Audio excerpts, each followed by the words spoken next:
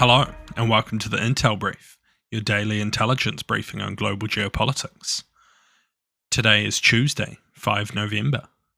I'm your host Daniel, the founder of HM Intelligence, and every weekday we bring you not just the news, but the so what from the events and decisions that shape our world. So grab a coffee and get ready to be informed. In today's update, we'll be covering 2 Chinese nationals have been shot in Karachi, 8 suspects from a right-wing militant group have been arrested in Germany, and Tehran says the German-Iranian dual citizen died before execution.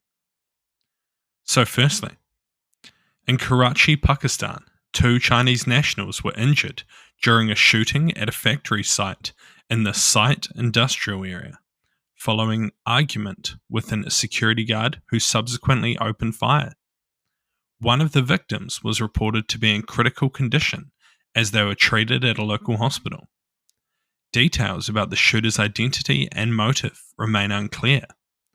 The incident comes amid recurring violence targeting Chinese nationals in Pakistan, highlighting ongoing security challenges.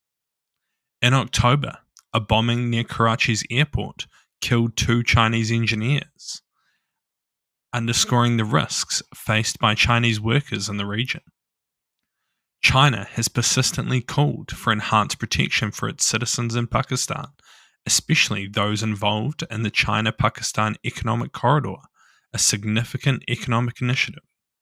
The recent violence reflects long-standing security concerns in Karachi and the southwest Pakistan regions, where insurgent groups often target government forces and Chinese assets to show their dissatisfaction.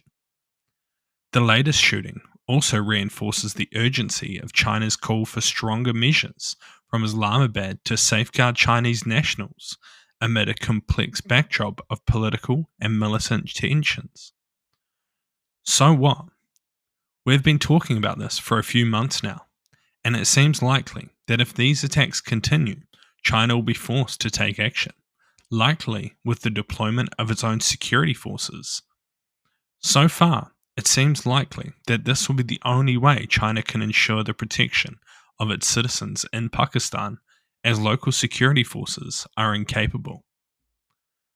And next, German authorities have announced the arrest of 8 suspected members of a right-wing militant group called the Saxon Separatists, following coordinated raids across Germany, Poland, and Austria.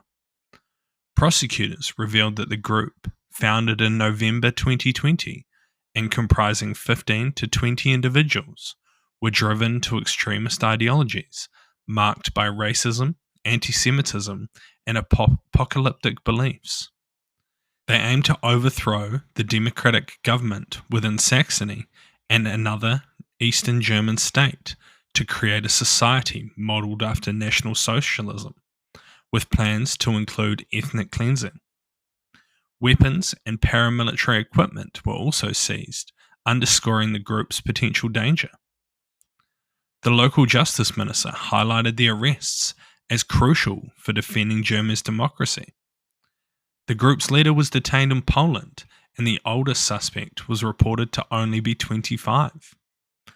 Notably, the German magazine Der Spiegel identified one of the suspects, Kurt H., as an AfD politician from a local city council, shedding light on potential political ties within extremist circles.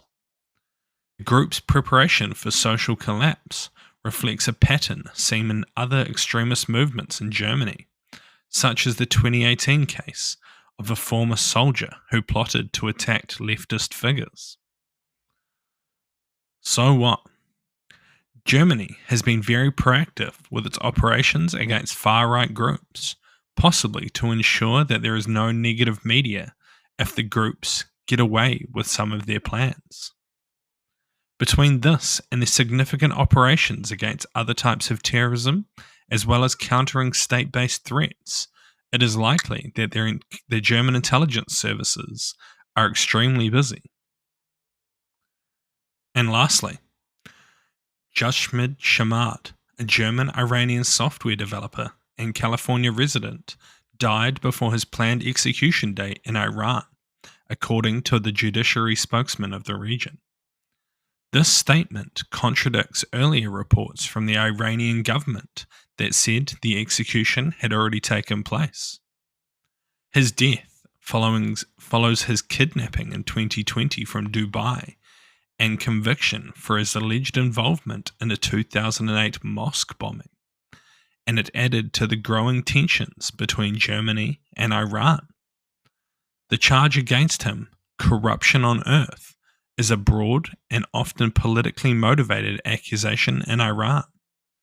His daughter called for more details about his death and for his remains to be returned to his family. The case has led to significant diplomatic repercussions, straining already poor relations between the two countries. The German foreign minister condemned Iran's actions as indicative of an inhumane regime and ordered the closure of all 3 Iranian consulates in Germany. Iran, in turn, criticized the closure, framing it as formal sanctions. Shamad's involvement with the Tondar group, which opposes the Iranian regime, was reportedly uncovered through a cyber attack. Iran highlighted his capture as the result of a complex operation, but provided little detail on his execution.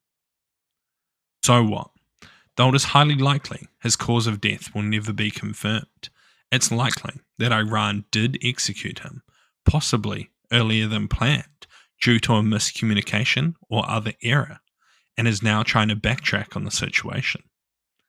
Alternately, it's possible he may have died due to conditions he was kept in, and Iran is trying to change the story or figure out what actually happened.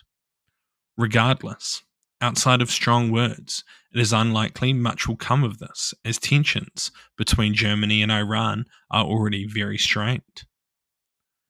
Thank you for listening to the Intel Brief, your daily intelligence briefing on global geopolitics, brought to you by HM Intelligence.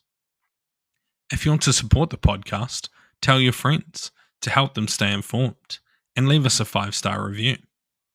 Or if you want to learn more about intelligence, why not take one of our courses? They're all online, self-paced and affordable. Thank you for listening. I've been your host Daniel, and I'll see you next time.